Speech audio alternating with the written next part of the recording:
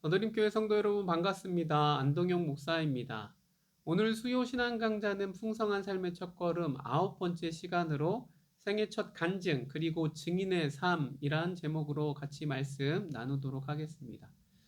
여러분 세계 많은 종교들이 있습니다. 근데 기독교가 종교가 된 것은 사실 되게 신기한 것입니다.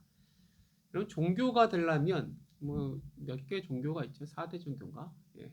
불교도 있고 힌두교, 뭐 이슬람교, 또 이런 중국의 이제 유교도 뭐 종교로 보지만 뭐 이런 여러 가지 종교들이 있습니다. 근데 기독교가 세계 종교로 자리매김한 것은 굉장히 독특한 것입니다.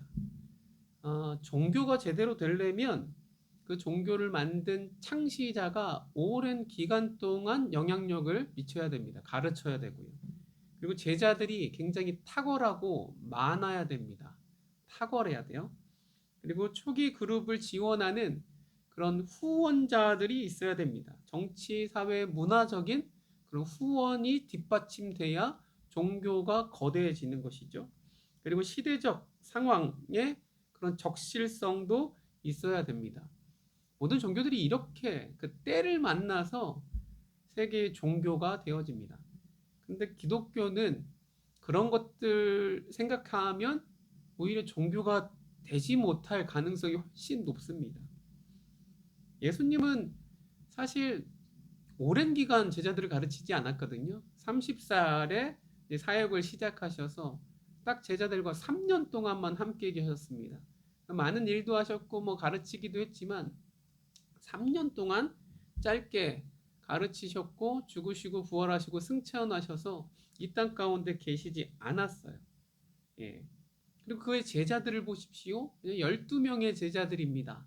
근데 하나같이 똑똑하거나 잘난 사람, 대단한 인물이 없어요. 출중한 인물이 없이 그냥 어부가 대부분이었고요.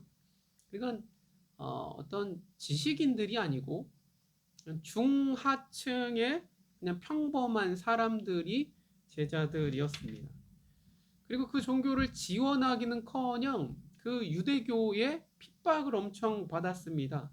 엄청난 박해와 또 사회적으로 로마의 지배를 받아서 황제 숭배가 아주 만연했기 때문에 예수를 주, 퀴리오스라고 하거든요. 주님, 주라고 말하면 그것만으로도 엄청난 박해와 그런 고문을 당하고요. 죽기에 이를 수 있는 굉장히 위험한 상황이었습니다.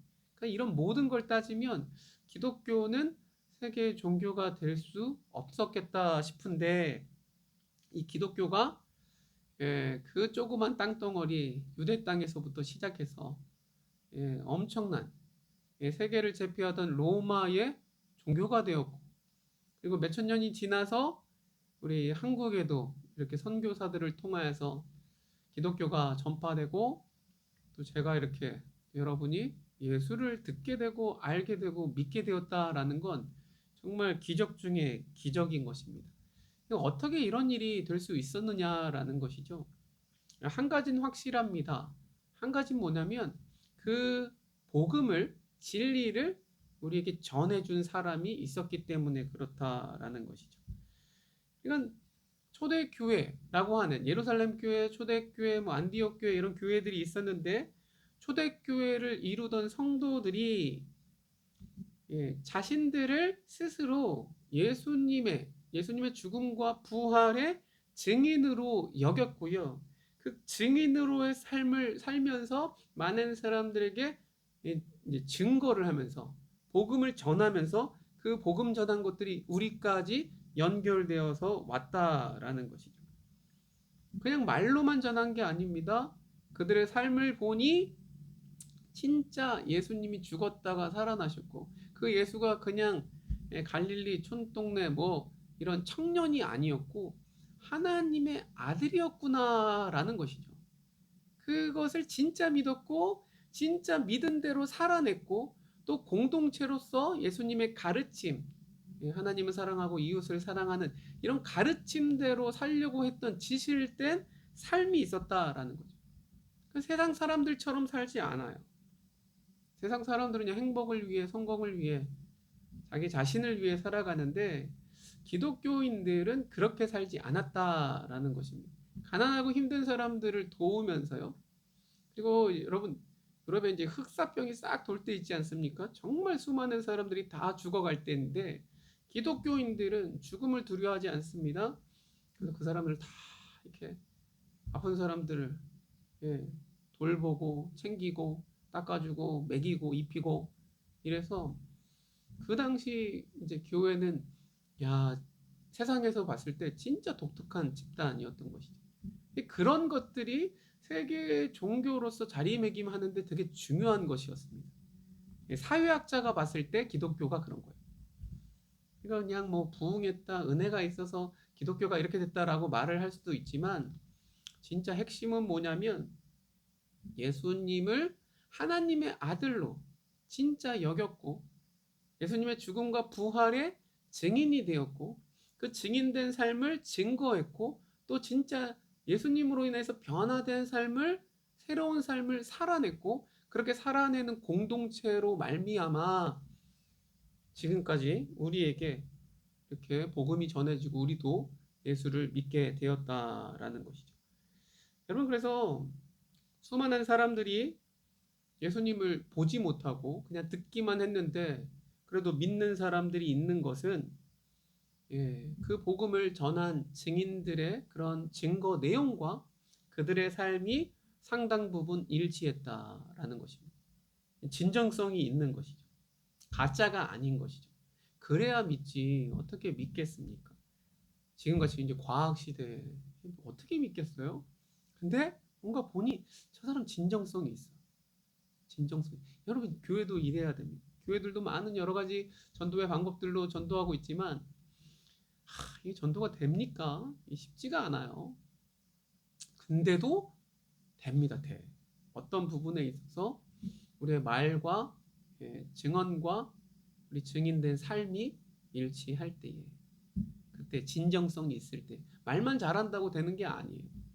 여러분 약장수 있지 않습니까? 요즘은 없지만 제가 성남 살았으니까 모란시장에 이제 모란장, 오일장 같은 거 쓸 때에 어렸을 때 간 적이 나요. 그러면 막 약장수들이 약 파는데 재밌습니다. 그들은 말을 잘합니다. 사람들의 이목을 사로잡습니다. 그리고 결국에는 약을 파는 거죠. 근데 교회 사는 것도 약 파는 거랑 굉장히 비슷해요, 사실. 효능 없는 약을 말발로써 팔아넘기면 됩니까? 나중에 사람들은 다 그것을 믿지 않습니다. 약장수들은 말을 잘할 뿐이지 절대 그들이 만든 약을 자기들이 먹진 않습니다. 이거 진정성이 없는 거죠. 이제 세상 사람들은 그런 현혹되는 말에 속지 않습니다. 여러분 그러니까 지금 한국교회가 어렵다 전도가 안 된다 해도 그럼 진짜 우리가 말한 대로 진정성 있게 살아내면 우리의 삶을 보고 변화된 삶을 보고 또 공동체를 보고 주님을 아는 놀라운 기적 같은 일이 일어날 수 있다라는 것이죠. 그래서 진짜 중요한 건 우리가 복음을 증거하는 것입니다. 복음을 증거하는 것. 각 개인으로서는 예수님을 따르는 제자로서 살아가야 되고요. 또 함께로서 교회 공동체로서는 공동체의 제자 공동체로서의 삶을 살아내면서 우리 예수님이 하나님의 아들이신데 우리를 위해 이 땅 가운데 오셔서 죽으시고 부활하신 그 구세주다라는 것을 그 믿기 어려운 얘기죠. 그 복음을 증거하는 삶을 살아야 된다라는 것입니다. 사랑하는 성도 여러분, 우리가 예수를 어떻게 믿었는지, 처음에 어떻게 믿었는지 다시 한번 생각해 보시고, 그냥 나만 믿고 나만 천국 가고 끝 이게 아니고 내가 진짜 사랑하는 사람, 친구, 가족 이런 사람에게 줄 수 있는 최고의 선물이거든요. 특권이거든요. 가장 좋은 걸 줄 수 있어. 그들에게 새로운 생명을 줄 수 있거든요. 복음을 증거함으로. 그래서 증인된 삶을 살아가는 저와 여러분 되기를 간절히 소망합니다. 여러분 예수님을 진짜 주님으로 나의 구주로 받아들인 사람들은 그들의 삶에 인생에 변화가 있습니다. 변화가 있어요. 여러분 한국의 시민권 이 국적 따기 되게 힘들다면서요. 그 한국어 시험도 있고 뭐 역사 시험도 있는데 우리 한국 사람들도 아마 다 틀려서 아마 시민권 그 수준으로 점수 맞는다면 박탈되는 사람이 진짜 많을 것 같습니다. 처음에는 한국말도 잘 못하죠. 예, 문화도 모르고. 근데 이곳에서 살아가면서 한국말을 진짜 한국 사람보다 유창하게 하는 그런 외국인들을 보면 신기하기도 합니다. 점점점 이곳에서 또 시민권도 따며 그냥 알아가는 것이죠. 우리도 마찬가지입니다. 이 땅에 살고 있지만 우리는 예수님을 우리의 구주로 영접하였기 때문에 우리의 시민권 어디에 있어요? 하늘에 있는 거지. 하나님 나라의 시민권자, 하나님 나라의 백성이다라는 것입니다. 그래서 우리의 삶은 당연히 새로운 존재, 새로운 소속이 바뀌었으니까 그래서 점점점 우리의 인생의 전반적인 모든 영역에서 점진적으로 혹은 어떤 사람들 좀 급진적으로 변화를 경험하게 되어 있더라라는 것입니다. 그래서 하나님을 점점 알아갑니다. 말씀으로 알아간다 그랬죠. 또 기도로 알아가고요. 교제하고요. 친밀해지고요. 그래서 이렇게 하나님과의 관계에 친밀해지는 이런 관계가 회복되는 축복을 누리기 시작하는 것입니다. 하나님과 관계가 더욱더 깊어지는 거예요. 하나님을 알아가면. 그리고 하나님을 알아가면 알아갈수록 하나님이 베풀어 주신 사랑을 알게 되고요. 그러면 건강하게 자기 자신을 사랑하게 되는 것이죠. 이기적으로 자기만 아는 사랑이 아니고요. 자기 자신을 건강하게 사랑하는 자기 자신과의 관계가 회복되는 것입니다. 그리고 자기 자신과의 관계가 회복되면 어때요? 남과 뭐 비교하거나 그래서 우울감에 빠지거나 열등감에 빠지고 막 우쭐해지고 이런 게 아니고요.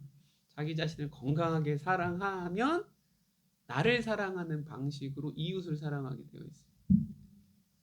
그래서 여러분 내 몸을 내 몸과 같이 아니 이웃을 내 몸과 같이 사랑하라는 이제 자기 자신을 건강하게 사랑하는 것이 우선이에요. 그렇게 되면 그 방식 그대로 이웃을 다른 사람들과의 관계 속에서도 사랑하게 되는 것이죠. 그래서 하나님과의 관계가 올바르게 되면 자신과의 관계가 올바르게 되고 그러면 그 관계를 가지고 공동체 안에서 형제와 자매들 다른 사람들과의 관계 속에서 회복이 일어나고 또 세상과의 관계에도 회복이 일어나는 것입니다. 그 세상 속에서 내가 어떤 존재로 어떻게 살아가야 될지가 이제 목적이 세워지고 방향이 결정이 되는 거죠. 이 모든 것들은 예수를 나의 구주로 영접했을 때 일어나는 축복인 것입니다.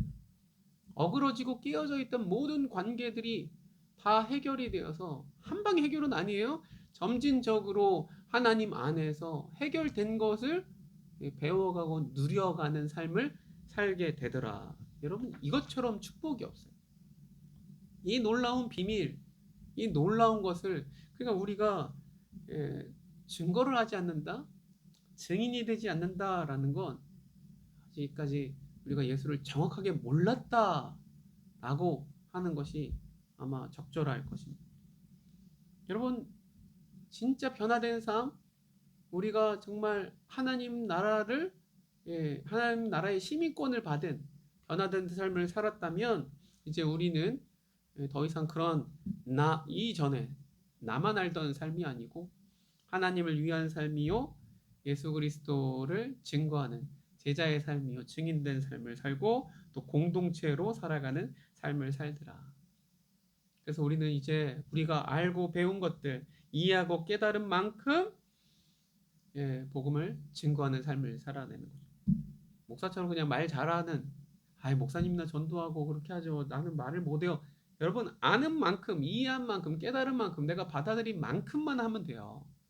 못한다 하지 마시고 여러분 복음을 전한다라는 건 정말 특권입니다. 축복이고요. 아무나 하는 게 아닌 것입니다. 하나님의 사랑을 내가 입은 자거든요. 구원의 확신이 어디 있습니까? 나 구원받았다. 난 천국 간다. 무조건. 이렇게 확신한다고 있는 게 아니에요. 여러분 예수를 내가 증거하는 것. 물론 증거한다고 다 믿는 건 아니죠. 고난이 따를 수도 있고 자존심도 상할 수 있고 여러 가지 상황들이 있지만 내가 복음을 증거하는 것을 보면 또 예수 그리스도 안에서 공동체의 삶을 살아내는 것 보면 변화된 삶을 보면 내가 구원받았다라고 하는 그것이 증거가 되는 것입니다. 그러니 진정성 있게 말하고 살아내는 그런 증언이야말로 지금 우리 기독교인으로서 우리를 있게 하고 2000년간 기독교 역사가 있게 한 유일한 것이다라고 말할 수 있겠습니다. 그렇다면 증언은 무엇이냐라는 거죠. 그럼 증언은 간증이라고 할 수 있습니다. 간증. 나에게 어떤 일이 일어나서 어떻게 변화되었는지 자기의 이야기를 중심으로 하는 것을 간증이라고 하죠. 간증 잘하시는 분들이 있어요. 좀 독특하고 특별한 이런 경험과 체험을 한 사람들은 되게 듣기에도 재미난 간증들을 합니다. 근데 교회 안에 모태 신앙이거나 별로 이게 특별한 일이 없으면 간증이 재밌진 않죠. 그러니까 이런 대단하신 분들의 간증을 들으면 위축되기도 합니다. 근데 그런 거 생각할 필요가 없어요. 중요한 건 진정성이죠, 진정성. 자신이 만난 예수, 내가 어떻게 변화되었는지, 그것을 괜히 과장할 필요도 없고요. 어떻게 보면 축소하거나 이렇게 할 필요도 없고요. 그냥 진정성 있게 말하면 되는 거죠. 그게 간증인 것입니다. 그래서 예수님을 내가 어떻게 만났는지 자기의 이야기를 풀어내는 것이 간증이고요. 이런 간증, 증언과 달리 전도는 이 예수님에 대해서 체계적으로 전달하는 것을 전도라고 하는 것입니다.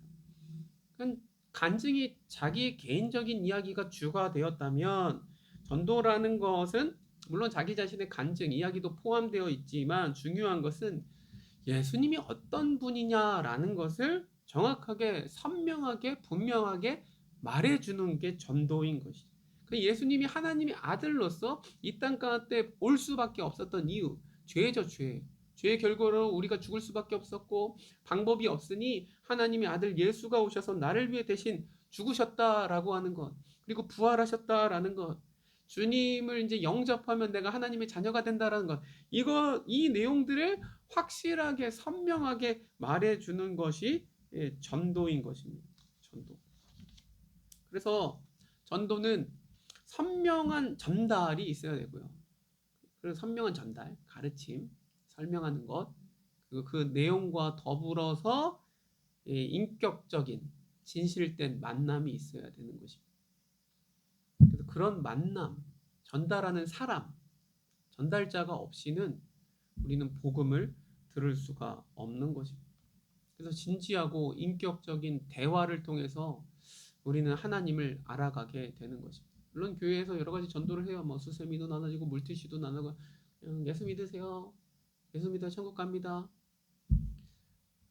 그렇게도 물론 하나님은 역사하실 수 있겠습니다. 진짜 만에 하나. 근데 중요한 건 복음을 선명하게 듣고 복음을 전하는 자와 인격적으로 진정한 이런 진지한 대화, 인격적인 만남이 없이 그냥 이렇게 찌라시 나눠주는 식으로, 그래서 그런 전도는 참 비인격적인 전도인 것이죠. 그렇게 해서는 안 돼요. 그래서 여러분 대화를 하셔야 됩니다. 여러분 진짜 사랑하시는 친구나 가까운 사람이나 가족이든 누구든 진지하게, 너무 진지하게 막 심각하게 이런 게 아니고요. 그를 진짜 사랑하는 마음으로 진정성 있게 대화를 시도하시고요. 자기가 아는 만큼만 말을 하는 거죠. 복음을 증거하는 거죠. 또 어떤 질문을 받을 수가 있어요. 내가 잘 모르는 부분, 좀 어려운 부분을 질문받아서 당황할 때가 있습니다. 모르면 모른다고 하시면 돼요. 괜히 막 이렇게 아는 척하거나 교회에 대해서 욕을 할 때, 불교도 다 그래, 뭐 교회만 그래, 그러면서 괜히 싸우거나 그러면 완전 끝장나는 겁니다. 그냥 당황하지 마시고 아는 만큼만, 모르면 모르는 대로 말해주면서 진정성 있게 말을 해줘야 그에게 신뢰를 얻고 복음의 문이 열리는 것이지, 다 아는 척 말만 잘한다고 복음이 전달되는 게 아닌 것입니다. 이것은 훈련은 필요하지만 아무튼 우리가 예수를 알고 우리가 예수를 먼저 믿었잖아요. 너무너무 감사하죠. 기쁘죠. 근데 이 복음을 누군가로부터 이제 전해준 분이 있듯이 우리가 이 귀한 것을 나만 갖고 산다? 안 되는 거죠. 복음을 전할 특권이자 책임이자 이 축복이 나에게 있구나. 그러므로 복음을 증거하는 건 얼마나 값진 일, 귀한 일, 어떻게 보면 세상에서 가장 귀한 일일 수 있겠습니다. 복음을 증거하는. 물론 쉬운 건 아니에요. 앞으로 뭐 질문을 어떻게 받을 때 어떻게 말하거나 뭐 이런 것들도 훈련해야 되지만 중요한 건 안 하는 것보다 하는 게 좋습니다. 하는 게. 예. 기도하는 마음으로 우리 말발로 전도하는 게 아니니 성령 하나님을 의지하면서 그 사람을 사랑하는 마음으로 기도해야 되고요. 우리가 진지하게, 진솔하게, 솔직하게 인격적인 만남으로 다가갈 때에 우리를 통하여서 하나님이 무슨 일을 어떻게 하실지 어떻게 알아요? 그게 참 축복일 것입니다. 해본 사람만 알아요. 그리고 간증인데요. 하나님과 여러분 첫 만남 기억하십니까? 여러분 그 기억은 다 잊혀집니다. 사실 그 기억들이요 나중에 다 변질될 수 있고요. 지나가면서 우리의 그 첫사랑의 기억들이 퇴색될 수도 있습니다. 그러니까 하나님 만났을 때의 그 첫 만남을 그 간증들을 문자로 기록해 두는 것, 간증문 쓰는 게 굉장히 중요한 것입니다. 그래서 예수를 믿은 지 얼마 안 되신 분들은 꼭 간증문을 쓰시기를 간절히 바랍니다. 예수를 믿고 변화되었잖아요. 변화가 뭐 확된 건 아니지만 변화가 이제 막 시작되고 있는 것이죠. 그래서 하나님을 이제 알아가는 것, 또 하나님을 어떻게 만나게 되었는지 첫 간증문인데 이것은 나중에 누군가에게 간증을 해줘야 되기 때문에 적어두면 너무너무 도움이 되고 나중에 내가 읽어봐도 도움이 되는 그러한 아주 좋은 방법이 되는 것입니다. 그래서 간증문을 써보시라. 간증문 쓰는 거 어떻게 씁니까? 아유 나는 그렇게 하는 잘 모르겠어요 라고 하시는 분이 그냥 세 가지입니다. 간단하게 예수를 만나기 전에 이야기를 쓰는 것입니다. 지금까지 내가 어떻게 살아왔는지 예수를 만나기 전에 그러니까 하나님하고 전혀 상관없이 그냥 그리스도 밖에 있었죠. 내가 사실 그때 나의 삶이 어땠는지 정직하게 써보는 것입니다. 물론 남들에게 밝히기 어려운 진짜 어두운 과거가 있을 수도 있어요. 인생에 슬픔이 있고 아픔이 있고 깨어짐, 고통, 혼란, 또 방탕함, 허무함 이런 모든 삶이 있을 수 있어요.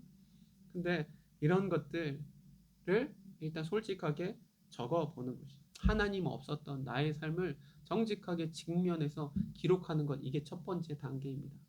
그 다음 두 번째는 예수님을 만나게 된 과정을 쓰는 것이죠. 예수님을 어떻게 만났는지 쓰는 거예요. 정말 예수님을 다양하게 만나요. 다양하게.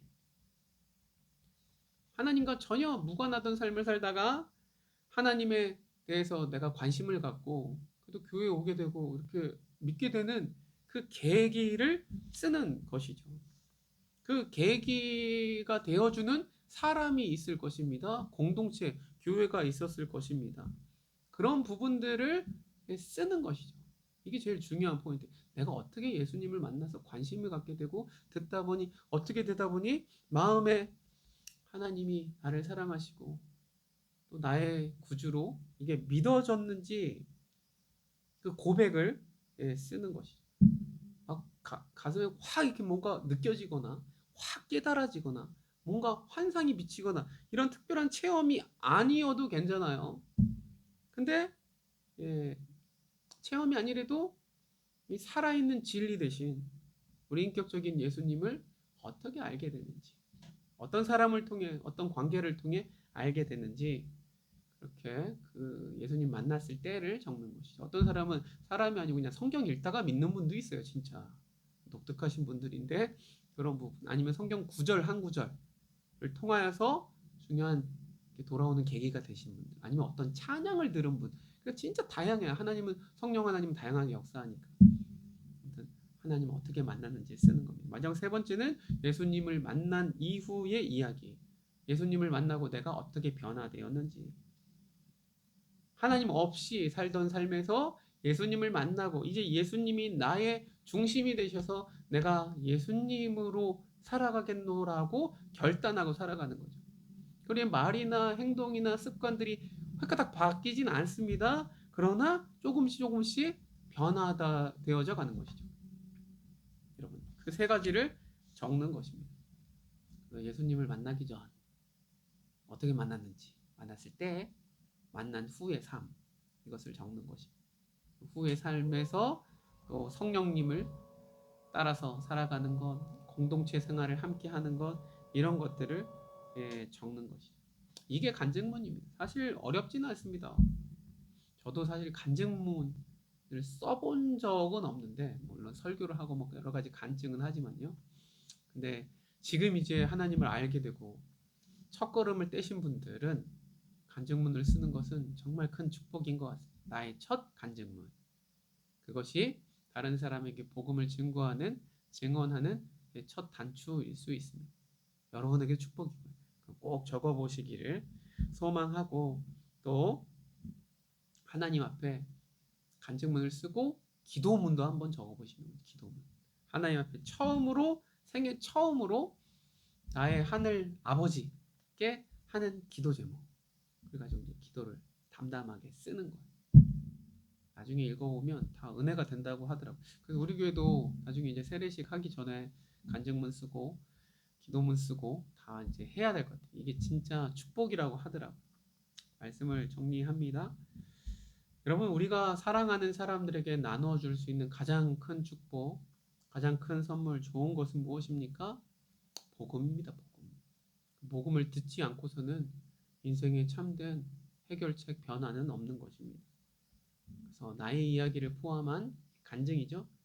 예수 그리스도가 어떤 분인지 선명하게 말해주는 것, 그리고 진실된 삶, 또 같이 살아가는 공동체, 이런 것을 보여줄 때에 이 세상에서도 아직도 주님이 찾으시는 그 한 명 한 명 주의 자녀들이 나를 통하여, 우리 교회를 통하여 돌아올 수 있다라는 것입니다. 주변에 사랑하는 사람들과 인격적으로 만나십시오. 그리고 자기 이야기를 하십시오. 조금 부끄러워도 하십시오. 풍성한 삶을 살아가는 사람들에게 세상에서 가장 아름다운 주권이고 특권이 되는 것입니다. 이렇게 복음을 증거하고 살아내는 복된 인생 되기를 간절히 소망합니다. 이제 풍성한 삶의 첫걸음 이제 거의 다 끝났고요. 다음 주에 한 주만 하면 됩니다. 세례, 그 사랑 깊은 언약, 세례식에 대해서 얘기를 하면 끝나게 되는데요. 오늘 이 밤에 내가 어떻게 예수를 만났는지 첫사랑을 다시금 기억해 보시고요. 또 내가 잘은 못해도 아는 만큼 이해하고 깨닫고 아는 만큼만 복음을 증거할 사랑하는 친구들, 가족들, 그 대상자들이 있는지 생각해 보시고 그들을 위해 기도하고 나아가는 오늘 이 밤 되기를 소망합니다. 우리 같이 기도하겠습니다.